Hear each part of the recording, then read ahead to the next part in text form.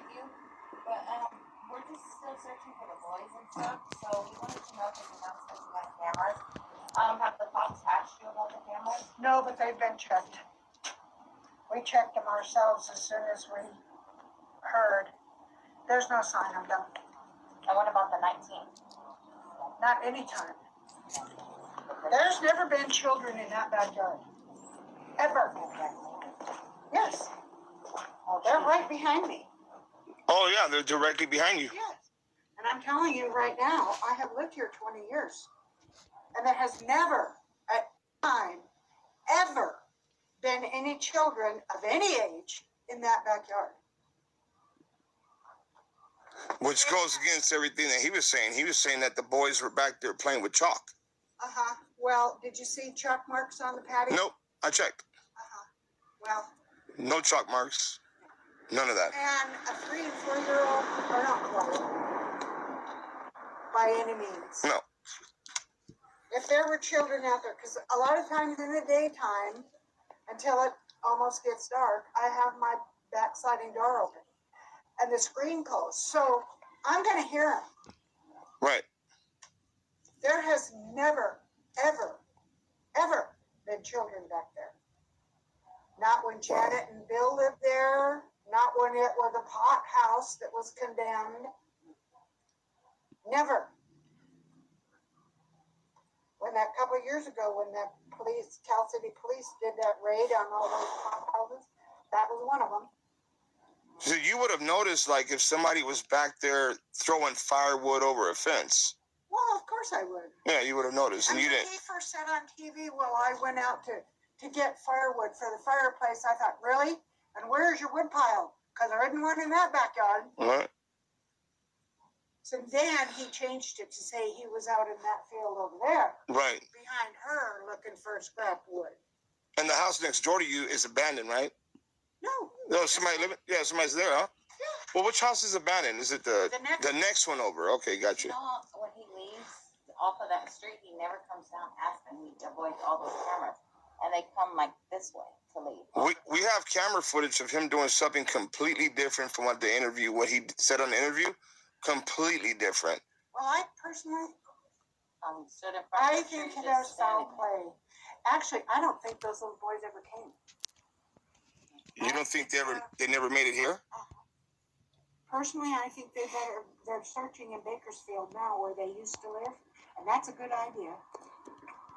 Right, because I wonder what the neighbors. I never even saw the other kids. How do you keep your kids trapped in your house? I got 7 of my own. Right. How do you keep them trapped in the house, especially when they're little? They want to be outside and play. Right, absolutely. And they fight, and they jump, and they scream, and they yell, and they, you know. If you've seen the security footage from the footage that we ended up getting, he took off on the 19th, right? With 4 kids. But the way he had them come out, it was like militarized stuff, like being sneaky about it. A white van with blacked out tinted windows. At night he did that? No, they left around 11. 35 in the morning. And they came around, then they must have gone out on Proctor and not, on the boulevard. Boulevard. At Proctor. Yeah. But the way he has those kids, he just, one at a time, hurry up, get in. You can see him like rushing them in. Well, somebody knows something and they better start talking.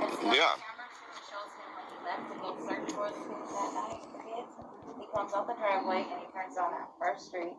And somehow he comes all the way around. That's what we're trying to figure. Can go all the way around. Yeah, that's what I told you. And he had to do that because it shows him coming back on that person's camera somewhere on the screen. It shows him coming back this way and then pulling back in his driveway. He never went down that street. And then Not one time. He gets out the van and he goes straight to the curb and stands there for like. He's not even looking for them. Why he called the cops to come, and the cops, because you can see in the video how the cops pull up like 15 minutes, 6 minutes.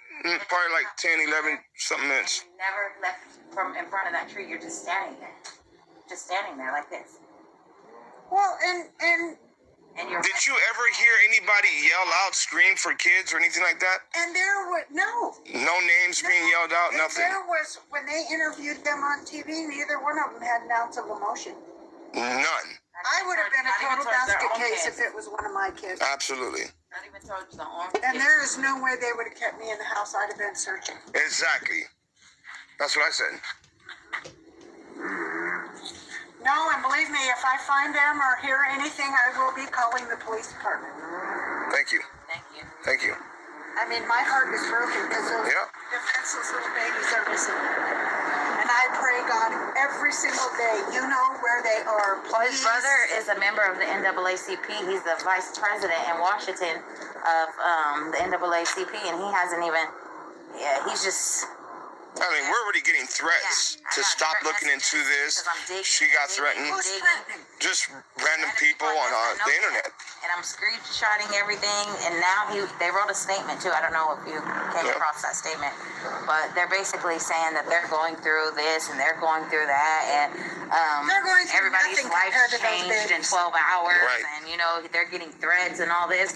But now your people are people you know, and you have to know these people because they said that they've seen messages. So you're doing something. His brother is, and his Something's brother not put right. the story out there. Well, I was told they were in protective custody because they were getting threats.